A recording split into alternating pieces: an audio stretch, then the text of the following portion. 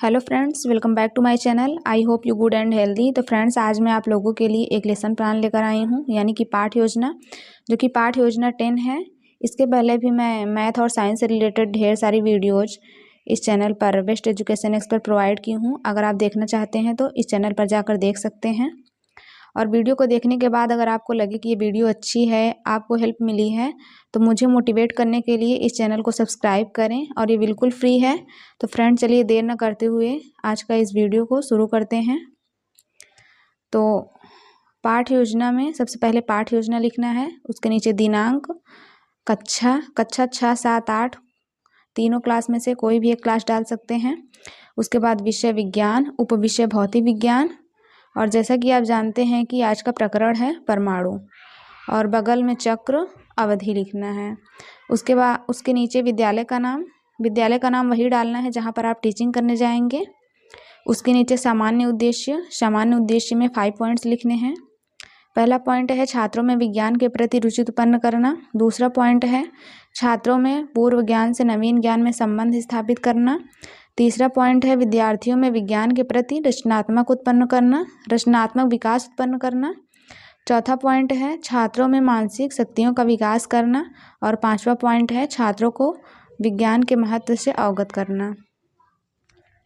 उसके बाद है विशिष्ट उद्देश्य में ज्ञानात्मक उद्देश्य का पहला पॉइंट है विद्यार्थियों को परमाणु के बारे में जानकारी देना।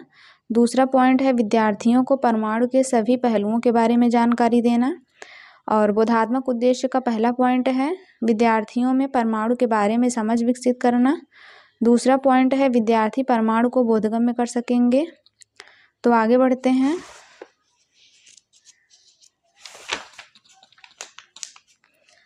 उसके बाद है क्रियात्मक उद्देश्य का पहला पॉइंट है विद्यार्थी इस पाठ को भविष्य में आने वाली कठिनाई का सामना कर सकेंगे।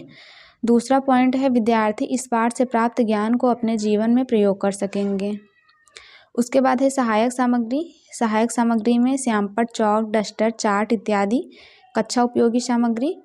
उसके बाद है पूर्व ज्ञान, विद्यार्थी को परमाणु के बारे में सामान्य जानकारी है।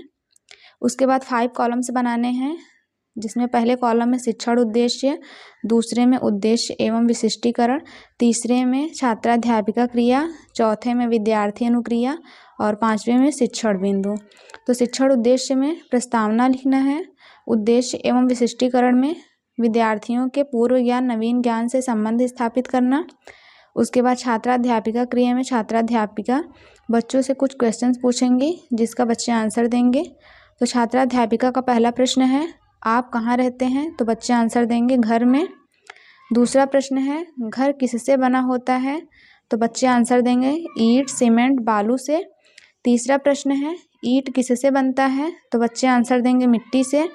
चौथा प्रश्न है मिट्टी किससे बनती है? ये समस्यात्मक प्रश्न हो जाएगा। बच्चे यहाँ पर मौन हो जाएंगे और यहीं से आपका प्रकरण निकल कर आ जाएगा। शिक्षण बिंदु में प्रस्तावना कौशल, उसके बाद उद्देश्य कथन, छात्रों को विषय वस्तु से परिचित कराना। आज मैं आप लोगों को परमाणु के बारे में विस्तार पूर्वक बताऊंगी। विद्यार्थी ध्यान पूर्वक सुन रहे हैं, ये कथन विधि हो जाएगा। तो आगे बढ़ते हैं। प्रस्तुतिकरण, पाठ को सरल एवं सुविधापूर्वक प्रस्तुत करना। अध्ययन अध्यापन की दृष्टि से प्रस्तुत पाठ को 2 भागों में बांटा गया है सुविधा के लिए। विद्यार्थी ध्यान पूर्वक सुन रहे हैं, ये कथन विधि हो जाएगा। उसके बाद है प्रथम शिक्षण बिंदु, सभी छात्रों को परमाणु के बारे में विस्तार पूर्वक जानकारी देना। स्पष्टीकरण, परमाणु पदार्थ जिन सूक्ष्म कणों से मिलकर बना होता है परमाणु कहलाता है। अनेक प्रकार के पदार्थ अनेक छोटे छोटे कणों से मिलकर बने होते हैं, जिन्हें परमाणु कहते हैं। परमाणु शब्द की उत्पत्ति ग्रीक भाषा के एटोमियो शब्द से हुई है। परमाणु किसी रासायनिक अपक्रिया में भाग ले सकता है, क्योंकि यह किसी भी पदार्थ का सूक्ष्मतम कण है, परंतु मुक्त अवस्था में नहीं रह सकता। विद्यार्थी ध्यान पूर्वक सुन रहे हैं, ये व्याख्या कौशल हो जाएगा। तो आगे बढ़ते हैं। उसके बाद है बोधात्मक प्रश्न, विद्यार्थी के पूर्व ज्ञान का मूल्यांकन करना। पहला प्रश्न है परमाणु किसे कहते हैं? और दूसरा प्रश्न है परमाणु शब्द की उत्पत्ति ग्रीक भाषा के किस शब्द से हुई है, जिसका आंसर बच्चों ने दिया है एटोमियो। और पहले प्रश्न का भी आंसर बच्चों ने दिया है, लेकिन यहाँ पर जगह की प्रॉब्लम होने की वजह से मैंने यहाँ पर इस प्रकार लिख दिया है कि बच्चों ने उत्तर दिया है। ये प्रश्नोत्तर विधि हो जाएगा। उसके बाद है विकासात्मक प्रश्न, विद्यार्थी को पाठ की विस्तृत जानकारी देना। पहला प्रश्न है जल किससे मिलकर बनता है, जल किससे मिलकर बना होता है, तो बच्चे आंसर देंगे परमाणु से। दूसरा प्रश्न है परमाणु किससे मिलकर बनता है, ये समस्यात्मक प्रश्न हो जाएगा और बच्चे यहाँ पर मौन हो जाएंगे। यहीं से आपका दूसरा प्रकरण निकल कर आ जाएगा। ये प्रश्नोत्तर कौशल है। उसके बाद द्वितीय शिक्षण बिंदु, छात्रों को परमाणु के बारे में जानकारी देना। स्पष्टीकरण, परमाणु संरचना, इलेक्ट्रॉन, प्रोटॉन और तथा न्यूट्रॉन परमाणु के प्रमुख अवयव अथवा मूलकण हैं। 20वीं शताब्दी में जे थॉमसन ने इलेक्ट्रॉन तथा परमाणु की खोज, रदरफोर्ड ने न्यूट्रॉन की खोज, जेम्स चैडविक ने की और बताया कि परमाणु विभाज्य है। इसके अवयव इलेक्ट्रॉन, प्रोटॉन और न्यूट्रॉन हैं। इनको अस्थायी कण भी कहते हैं। विद्यार्थी ध्यान पूर्वक सुन रहे हैं, ये व्याख्या कौशल हो जाएगा। तो आगे बढ़ते हैं।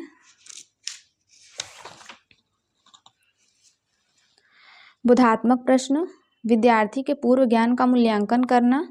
पहला प्रश्न है परमाणु के अवयव के नाम बताइए, तो बच्चे आंसर देंगे इलेक्ट्रॉन, प्रोटॉन और न्यूट्रॉन। और दूसरा प्रश्न है इलेक्ट्रॉन की खोज किसने की, तो बच्चे आंसर देंगे जे थॉमसन ने। ये प्रश्नोत्तर विधि हो जाएगा। उसके बाद श्यामपट्ट कौशल, सभी छात्रों के प्राप्त ज्ञान को पुनः स्मरण करना। विद्यार्थी ध्यान पूर्वक देखकर लिख रहे हैं, ये श्यामपट्ट कौशल है। और उसके बाद निरीक्षण कार्य, विद्यार्थी अपनी उत्तर पुस्तिका में श्यामपट्ट का सारांश उतारेंगे। छात्राध्यापिका छात्रों को श्यामपट्ट का सारांश अपनी उत्तर पुस्तिका में साफ, सुंदर व शुद्ध शब्दों में उतारने का आदेश देगी और स्वयं घूम घूम कर कक्ष निरीक्षण करेगी।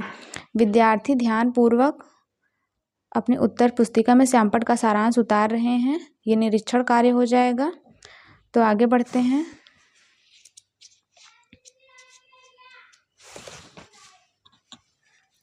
पुनरावृत्ति प्रश्न, विद्यार्थी संपूर्ण पाठ को एक साथ पुनः स्मरण करेंगे।